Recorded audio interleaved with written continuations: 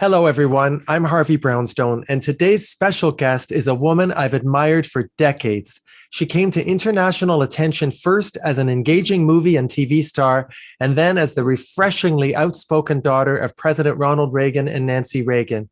Then, starting in 1986, she emerged as one of the most thoughtful, versatile, and prolific authors in America.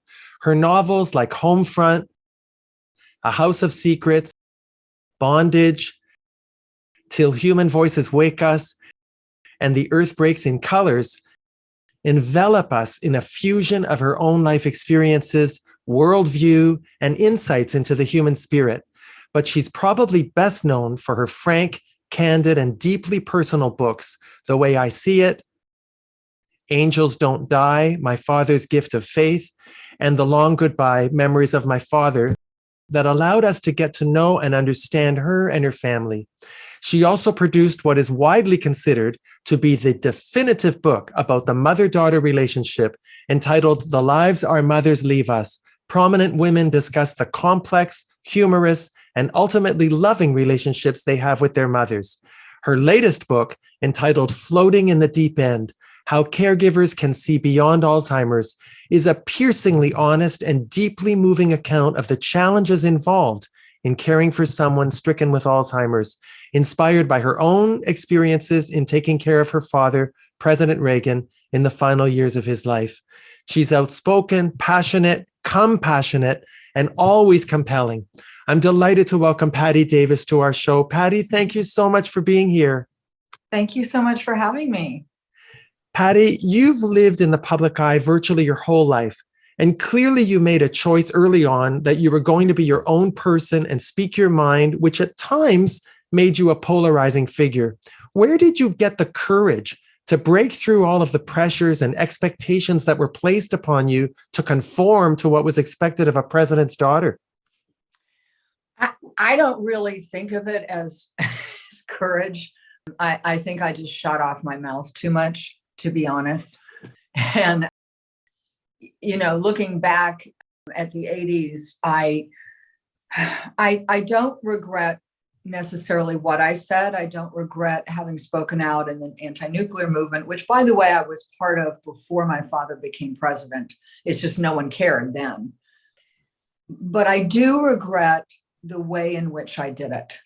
I do regret my stridency. I think I could have done it differently. I remember writing an article many years later. It might have been for Vogue or Harper's Bazaar. I can't quite remember, but I think it was for Harper's Bazaar, and I think it was about my admiration for Chelsea Clinton, if memory serves. And I had a line in there where I said, I put myself on the front lines and the media obligingly gunned me down. And, that's how I see it. It matters what you say, but it matters more how you say it. And I didn't know any better at the time. So, if someone else were saying this to me about themselves, that's what I would say to them. You did the best you could at the time. You didn't know any better at the time, right? But looking at it in hindsight, I think we have to be careful about, what we say. And I would say that too about some of the things I wrote. When people mention this, you did my autobiography, The Way I See It, I kind of cringe because there was a lot of anger in that book. And there were actually a lot of things that I wrote about that I wish I hadn't written about. I learned something from that experience. I learned that it's very important to tell the truth. It's very important to be honest, but you don't need to tell every truth to the entire world. Yeah, Right? I get that. And I think that what you may not realize from the reader's perspective is that anger translated as passion. And it did translate as courage because it takes guts to be that frank. And we all knew you had your reasons. So I've got to ask you, putting aside the courage piece, your passion for social justice and equality and inclusiveness, where did that come from?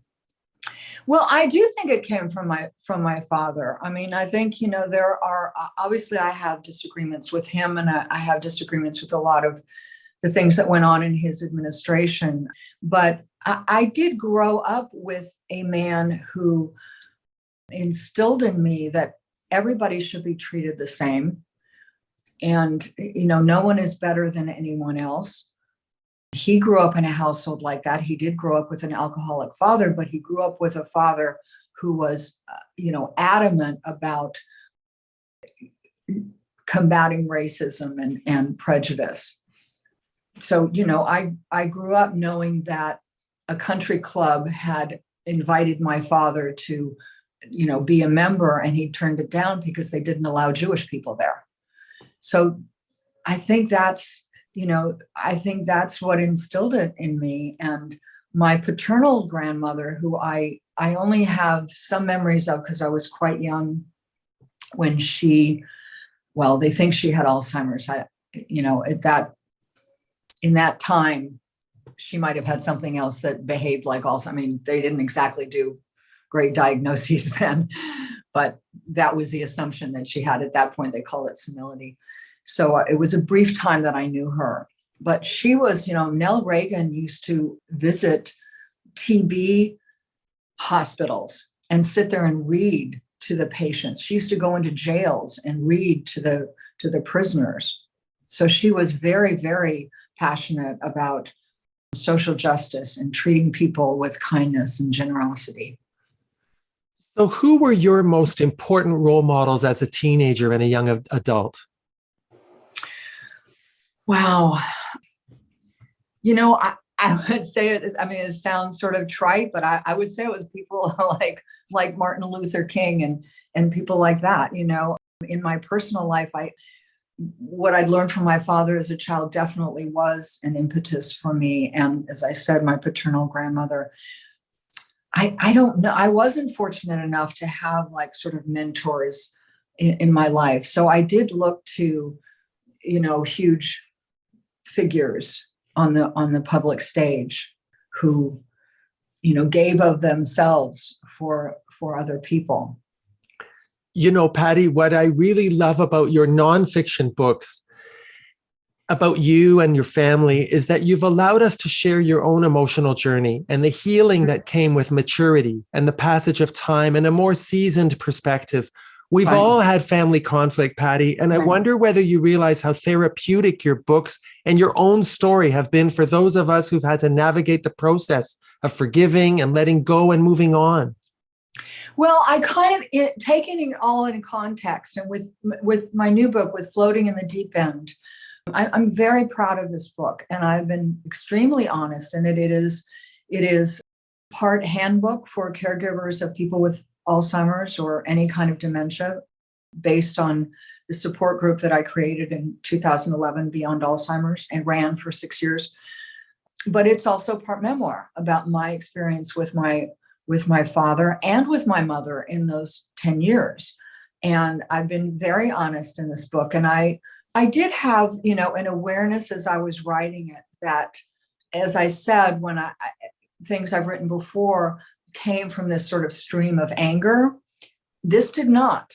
I was very honest in here about not only the challenges in having a parent with Alzheimer's, but the challenges in dealing with the other parent with whom you do not have a good relationship. I'm certainly not the only person who had a challenging relationship with a parent. So I'm very honest in this book about some of the things that came up with my mother, but how those experiences and incidents led me to look at her with sympathy and with compassion rather than resentment and anger, and that's huge. And I think for any of us who are able to wrap our arms around that, it's really important that we share that with other people. This is really important information, because our relationships with our parents are our foundational reality.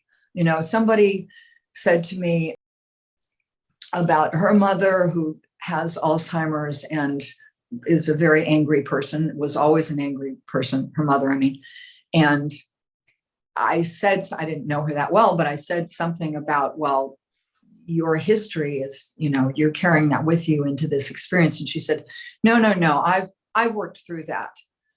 And it was a panel interview sort of like this. And so it wasn't appropriate for me to dig any deeper, but I wanted to say, we don't get over that.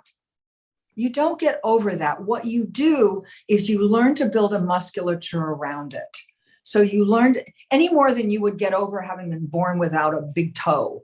You can't go, oh, I'm over that. I have a big toe now. No, you don't. And no, you don't have a loving relationship or a healthy relationship with that parent.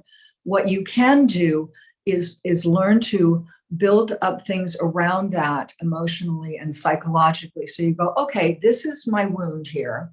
This is what I didn't get growing up. How can I figure out how to look at this differently? How can I figure out how to look at this person differently? It was very revelatory for me to be able to see my mother through eyes of sympathy, as she was losing the love of her life. One of the reasons I wanted to have you on our show so much is to thank you. My parents threw me out when I was 19 after I told them I was gay. And your books, especially Angels Don't Die and The Long Goodbye, and your newest book, Floating in the Deep End, were very instructive to me in my own emotional journey in trying to know and understand my parents better. So thank you for that, Patti. Oh, well, I thank you for saying that. I really appreciate it. And I'm sorry for what they did, Do you find writing to be therapeutic? Yes, I do. I mean, it's also just the only thing I ever wanted to do. So it's not like, should I write? Should I not write? It's like what I do. But yes, and I think, both fiction and nonfiction are therapeutic in different ways. Floating in the Deep End, I think, was very therapeutic for me because, in one sense, I had to really organize all the information that I had and everything that I wanted to say, which in a novel, you really don't. A novel, I just sort of like go on this adventure and see where it takes me. I had to really sit down and say, okay, what belongs where? Which was sort of an interesting internal organization, if that makes sense. Like how did this memory and this experience with my mother or with my father, where does that fit in the narrative that I'm trying to tell to help other people, right? Well, you're one of the very few authors who've had great success writing both fiction and nonfiction, although some of your novels like Homefront and The Wrong Side of Night feel inspired to some degree by your own life experiences. Have any of the characters in your novels ever surprised you? Well, yes, all the time. In Till Human Voices Wake Us, which starts with a woman losing her child in a swimming pool accident. Someone had left the screen door open. I didn't know until the end of the book who left the screen door open. I was wondering the whole time, well, who did leave it open? And Wrong Side of Night, which was my novel that I wrote right before Floating in the Deep End. I think the main character, Tilly, surprised me a number of times in the emotional twists and turns that she took. I'm glad you mentioned Till Human Voices Wake Us. That book, for those viewers who haven't read it yet, it's about a married woman who begins a lesbian relationship with her sister-in-law. And Patti, I think you've said publicly that you were as surprised as the rest of us by the direction that you went in that book. I was surprised in a number of terms. I did not, I'm trying to remember now what I didn't know. I think when I started it, I didn't know I was going to be writing, I suppose, like a gay novel. I didn't know. I don't think I knew that she was going to fall in love with her sister-in-law. I don't think I knew that. I always start with some kernel, like Wrong Side of Night. I started with the first sentence, which was on the first day of autumn rain, Tilly's mother died. Till Human Voices Wake Us, I started with the situation of a woman losing her child in this horrific way, because I knew a woman many years ago whose child had drowned in the swimming pool because someone left the screen door open and she never knew who it was. And that story had stayed with me all those years. So that was my starting point. And I, as usual, had no idea where I was going. I just sort of go. And I'm not one of those novelists who, puts up note cards and organizes the whole thing. I mean, everybody writes their own way, I remember many years ago, I talked to a literary agent when I was living in New York, and he was very controlling. And he said, well, I make all my authors outline things and they have to show me the outlines. And I want them to do at least 4 outlines. And I said, well, not everybody writes that way. Well, everybody should. And I thought, okay, we are not working together. This is not a good match, right? Well, you wrote a novel back in 1994 called Bondage, about a Hollywood costume designer's intense sexual relationship with a movie director, and her best friend, a hairdresser at the studio, is raped. I went back and reread that book in 2018. Oh my God. After you revealed in the Washington Post that you were sexually assaulted 40 years earlier by a studio executive. Was Bondage a painful book for you to write?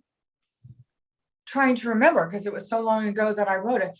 I don't think I focused myself. I didn't focus as much on the rape as I did the choice of the character to enter into this S&M relationship. Because I remember the question that probably propelled me into this novel. And it was a question of trust. Actually, I do remember. I remember how this novel was born. Someone said to me that someone they knew had been involved in like an S&M relationship with somebody, right? And they said, wow, I wonder what it would feel like to trust someone that much. So that stayed with me. And I thought about it and I thought, I don't think I could ever. I have trust issues. I don't care how much I like you. You are not tying me up. Right. And so I thought, what would that take to trust someone that much to get right? Because it's a lot of trust. That was how I got into that novel. And then, as usual, it took off wherever it took off to, Now, my favorite of all your novels is The Earth Breaks in Colors, which is about a friendship between a Black girl and a white girl and the impact of racism on their lives. In my opinion, this book is right up there with To Kill a Mockingbird. Where did you get the inspiration for that story? Oh, let's see. Where did that inspiration come from? I think it came from Halloween, well, before COVID. Halloween, I used to have friends over, and a couple and their daughter who are Black always come over for Halloween for years. So when their daughter she's older now, but when she was younger, she would come over, and sometimes with some of her little friends, or some of them would meet her here or something. And I remember one year they were in the other room looking at their haul of candies, and like one girl was Asian, one girl was white. It was like this whole mixture of little girls, and nobody was paying any. You could just tell everybody was equal in their eyes, and that was, I think, my inspiration for writing this friendship between a Black girl and a white girl, where color, obviously they knew that one was Black and one was white, but they made fun of it. It was like the black and white of them.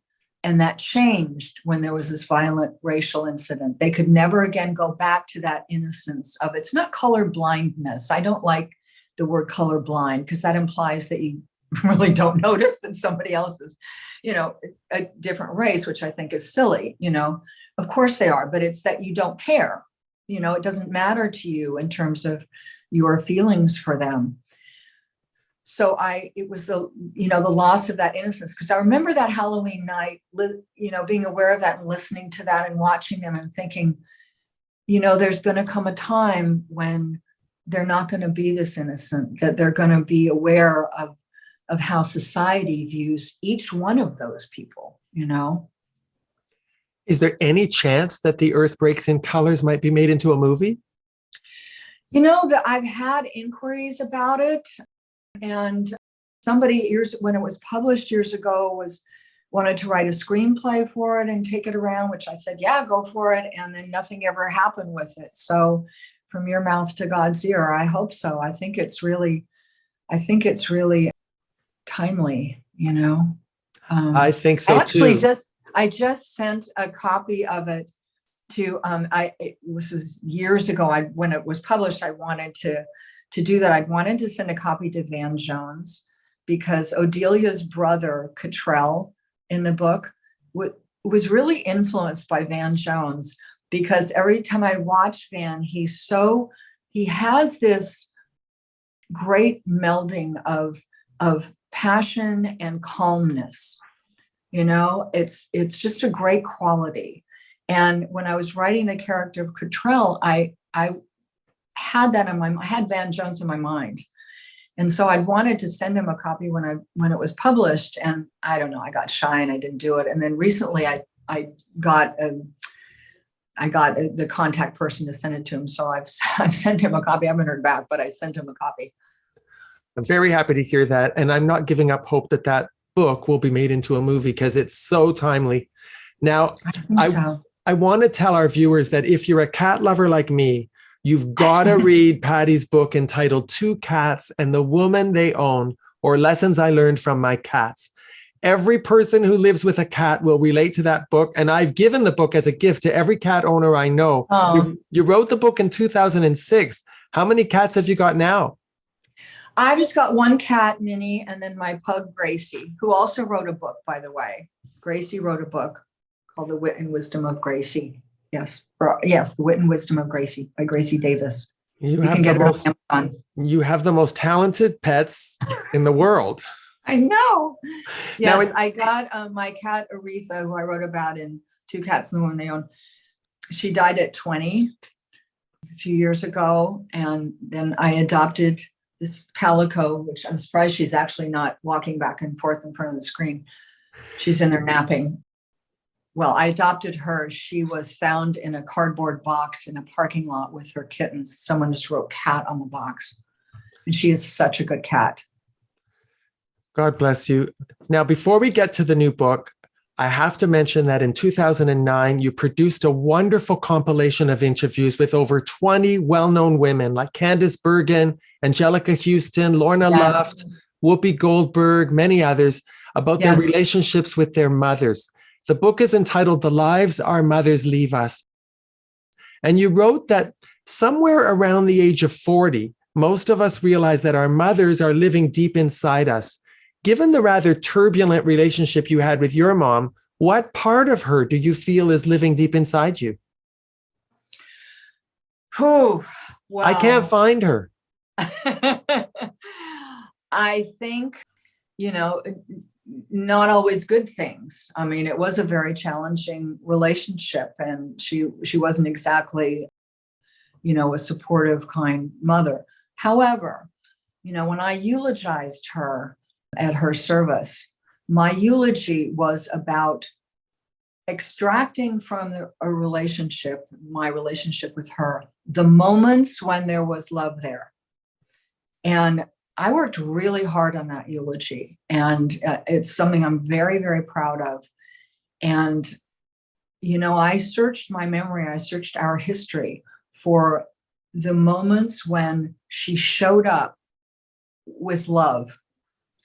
Because I think that is, that's the essence of forgiveness, really, is to say, okay, there was love there. There was just all of this stuff in the way, but she was capable of it, and it showed up. And all you need is one of those moments to latch onto, and say, okay, that person was in there. They were buried really deeply. They were in there, right? So to get that lesson from that history, I think does need to live deeply inside you, because it affects how you live your life. Well, just for the record, I want to tell you that I think it's not just daughters that feel that their mothers are living inside them. I think it's true for sons as well. At least it is for me. Absolutely. Okay, Yes. Patti, let's talk about your latest book, Floating in the Deep End, How Caregivers Can See Beyond Alzheimer's, which I found so illuminating. Your dad lived with Alzheimer's for the last 10 years of his life, and you were very involved in his care. What made you decide to write the book? Well, I started my support group Beyond Alzheimer's for caregivers of people with dementia in 2011. I ran it for 5 years at UCLA. Then I ran it for a year at St. John's Hospital. I moved it from UCLA. I stopped running it after 6 years for a combination of reasons, mostly having to do with time. It's not just showing, I ran it twice a week. It's not just showing up twice a week. There's a lot of outside work, and I'd only managed to publish one novel during that time, right? And publish one novel. I had 2 unfinished books on my computer, and I needed to get back to being an author.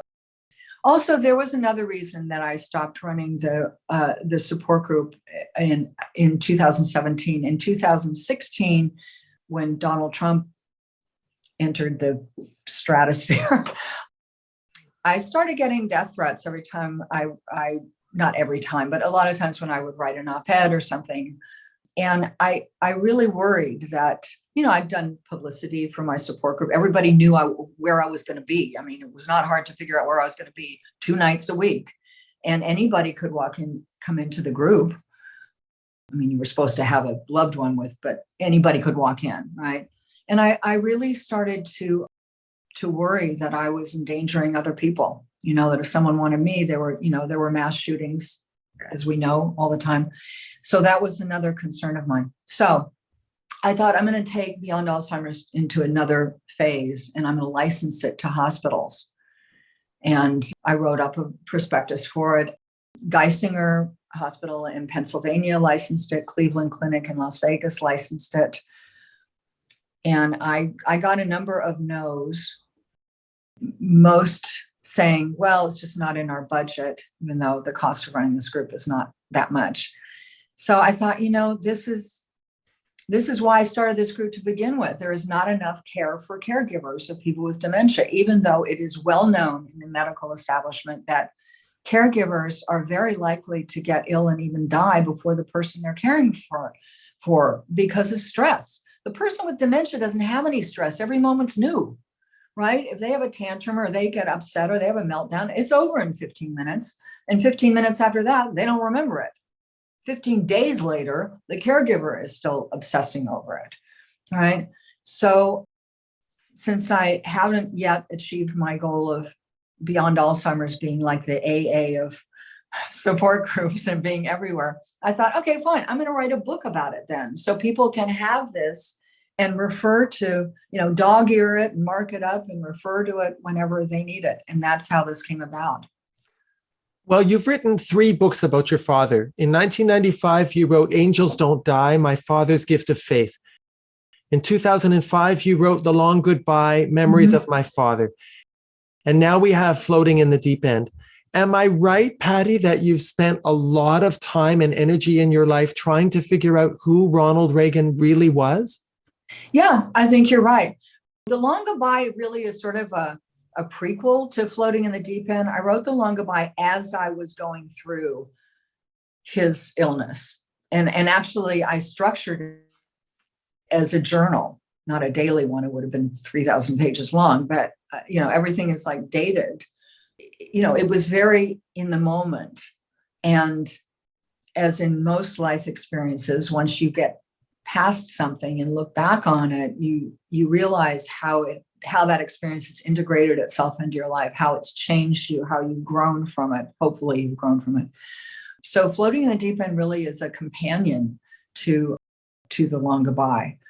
And you're right. Yes, my father was a very elusive person, and but he was a very sweet and gentle person. The thing about Alzheimer's is that it's a peeling away of all of facades and all of the sort of filters that we develop in life. We all do, we develop certain filters to function in the world. We don't go out there sort of naked for everybody to see everything about us.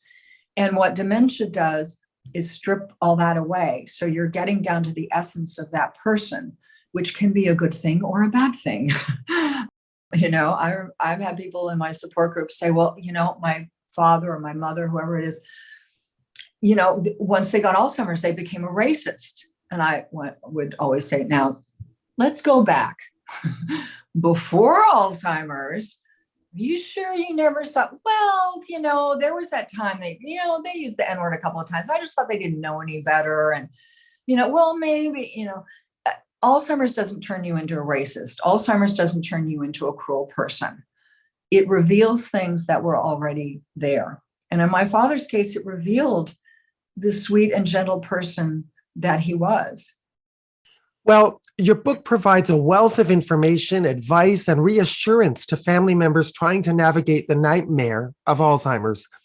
And as the only child of a father who had Lewy body dementia for 30 years, one of the things I really appreciated is what you just said, the importance you must place on the need for caregivers to take care of themselves, because it's just so easy to be totally overwhelmed when you're taking care of a loved one with Alzheimer's, isn't it?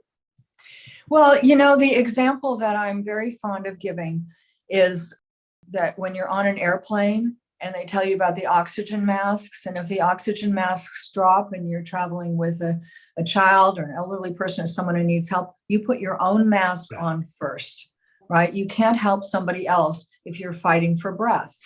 And metaphorically speaking, that's that what happens if you're not taking care of yourself. You're fighting for breath and then, you know, trying to help this other person, and it's not going to work. It's not a sustainable situation. So it's not selfish to take care of yourself. It's actually, it makes a lot of sense. You're going to be a better caregiver if you also take care of yourself. And I think that you know, something that comes into people, not logically, but it does, is this guilt, you know, well, should I be able to go out and have dinner with friends? They can't do it. Well, you didn't give them that disease. You know, how is your sacrifice going to help them? How is your saying, I'm not going to go out and have a nice time with my friends or enjoy myself? How is that going to help them? It's not. So I always, in my support group and in this book, try to break things down logically. Like, let's take the pieces apart here and look at what's really going on in you, and why you don't want to, you know, take care of yourself or go out and have a nice time. Guilt intrudes on things. And my suggestion in this book, because it's what's worked for me, is to talk to your own guilt. I think of guilt like as a muscle. You know, we have that muscle for a reason.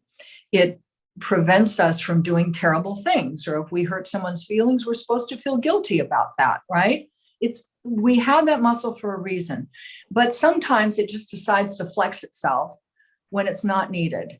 So the technique that I've used and I've suggested to others is to really just talk to your guilt and go, okay, you know what? I'm so glad you're here. I don't need you right now. This is not an appropriate time for you to flex your muscle, but I will appreciate it when I do need you, right? Well, some people have found that their relationship with their loved one actually improved after the loved one got Alzheimer's. Is that unusual? No, it's actually very usual, but it depends on your perspective. It depends on you letting go of the past. If you're going to, and that's why when I started my support group, I quite deliberately thought, I am not going to run a support group that is only about what do I do when this happens? How do I get the car keys away? What do I do when they get stuck in the loop? All of that is part of it, and all of that is in this book. However, if you are bringing to this situation your childhood, your adolescence, all of your resentments, all of the problems, all of the challenges, and most families have some to some degree, you're not going to be up to the task, because resentful 17-year-olds don't do very well in challenging life experiences, right? So if you had a situation with your parents and you're still the pissed off 19-year-old who got thrown out of the house, no matter what you do, that's what you're going to be infusing the situation with, and it's not going to work very well. So let's talk about that 19-year-old, right? Let's take that apart first. form will always follow content. So let's talk about the content of who you are rather than, I've said to people often, instead of asking, what should I do in this situation that comes up with dementia? Let's ask first, who am I in this situation? Who am I being right now? Right? That's such good advice. You know, one of the chapters of your book that resonated with me deeply is entitled Grief Arrives Early, because you perfectly describe the emotions we have to grapple with as we watch our parents' personalities and memories disappearing. By the time my father died, I had no more tears left in me because I had already mourned the loss of my father. Yeah. And that's a very normal process, isn't it? Yes, but you have to, you really have to acknowledge the grief. You need to acknowledge the grief early on. Alzheimer's, I've called a death before dying. The person dies to who they were in many ways, not their essential self, not their soul, but who you knew them to be behaviorally, who you knew them to be in terms of the context of their memories and all of that, right? They do die to who they were in a worldly sense, right? So, I've said to people, how are you at early stages, how are you doing with your grief? And they've looked at me like I was crazy. Like, well, why would I be grieving? They're not dead. Well, let's talk about this, because if you start the grieving process early, then it becomes an organic process and you're not always pushing it away. The thing about Alzheimer's is it affords you limitless opportunities to push grief away because you can just stay so busy with a person who has dementia. Well, I have to, help them get dressed, and I have to make sure they don't wander out of the house, and I have to answer the same question 55 times. I don't have time to sit quietly for myself and grieve, right? And it's a lot of the reason that people sometimes avoid getting outside help, outside caregivers, because they know intuitively that if they are not doing all of that, they're really going to be called upon. They're going to have to sit there quietly and be with themselves and be with their own grief. We have this idea, and I wrote about this, we have this idea that if we push grief far enough away, it will disintegrate. And it doesn't work like that. Grief waits for us and it will come find us. And if it has to come find us, it will bring us to our knees. We'll get ill, we'll have an accident, something that will make us sit in one place and deal with our emotions. And you don't want that. Do you think they'll ever find a cure for Alzheimer's?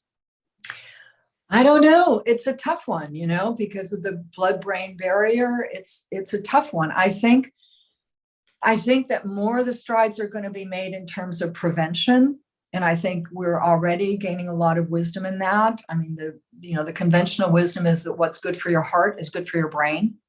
So diet, good diet, exercise is good for your brain because it's good for your heart, right? But to reverse plaque on the brain once it's already started, I don't know. I don't pour through the medical literature. I certainly read things, as they come up, but I don't know. It's a tough one. So what's next for Patti Davis? Have you got another book in the pipeline for us? I do. I'm working on a novel. It's something I started actually years ago and had said one of the books that had just stayed on my computer partially started. I don't want to say a lot about it because, as I said, I don't know where things go. I will tell you that part of a character's backstory is from Nazi Germany, which seems disturbingly appropriate right now.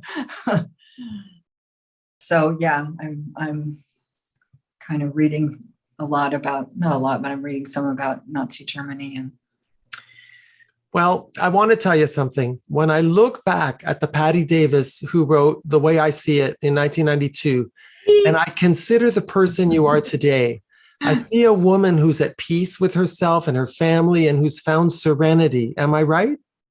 Yeah, I think you are. I don't think I have serenity every minute of every day, but I certainly, that is my choice in life. And I heard something the other day on the radio. I can't remember. Oh, it might have been. I listen to Joel Osteen sometimes in the radio on the radio in the car. I really like it. I know he's controversial, but I think he's a really good speaker. And I think it was his wife who was speaking, and she said there was a saying that she'd heard. I don't always like who I am, but thank God I'm not who I used to be. Well, Ms. Patti Davis, it's been a huge honor to have this opportunity to interview you. I wish you continued good health and success in all your projects. I can't wait to have you back on the show to talk about your next book, if you'll come back. Absolutely, of course. And thank you so much for taking the time to appear on our show. Oh, thank you so much. I so appreciate it. I had a great time. Me too. Our guest has been renowned author Patti Davis. My name is Harvey Brownstone. Thank you to our producer, Steve Silver. Thank you all for joining us. See you next time. Thanks for watching. Be sure to check out all the great interviews on the Harvey Brownstone Interviews YouTube channel. Don't forget to subscribe and ring the bell to be notified when new videos are posted.